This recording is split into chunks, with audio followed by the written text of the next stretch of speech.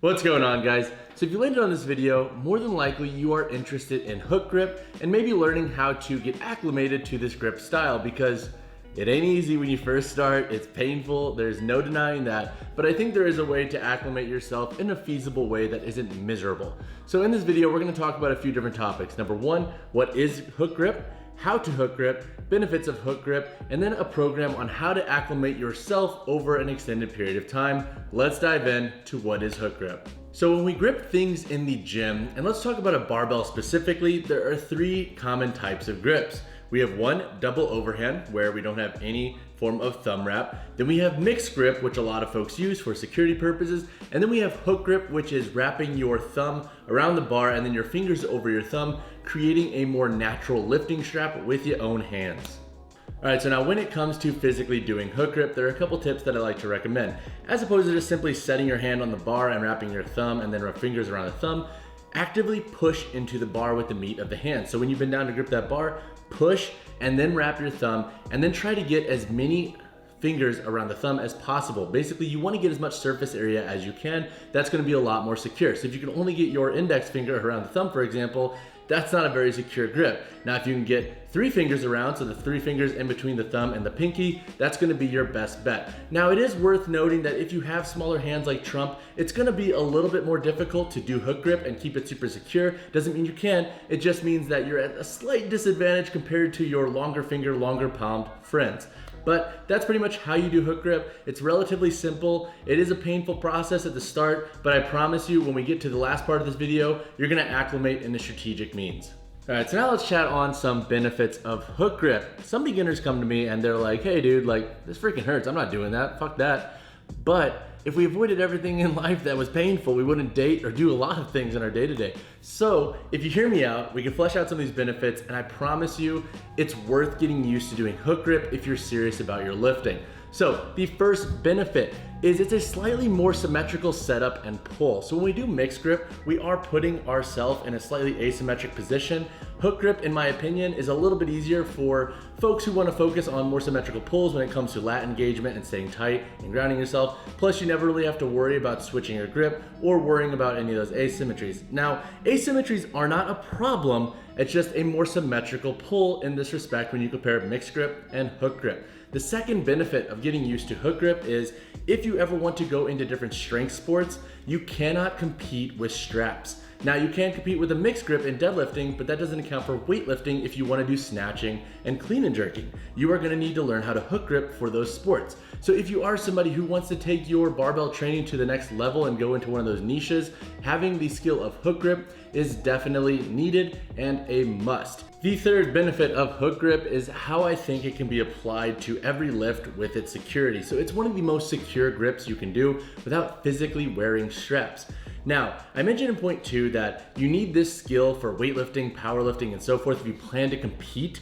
But if you want to do more heavier accessory work, so let's say we want to do heavier RDLs and we don't have straps with us, we're not going to do those with a mixed grip. So having the hook grip on lock and being used to it is a great way to have your natural lifting straps promote security on heavier lifts. Now, obviously, you can definitely wear straps for overload options and so forth, but I think it is a nice skill to have. Plus, it is an insanely secure way of gripping a barbell, dumbbells, and so forth. All right, so maybe I am selling you a little bit on hook grip, but you're like, dude, it still fucking hurts. How do I do this? How do I implement it? So here's a strategy that I want you to do.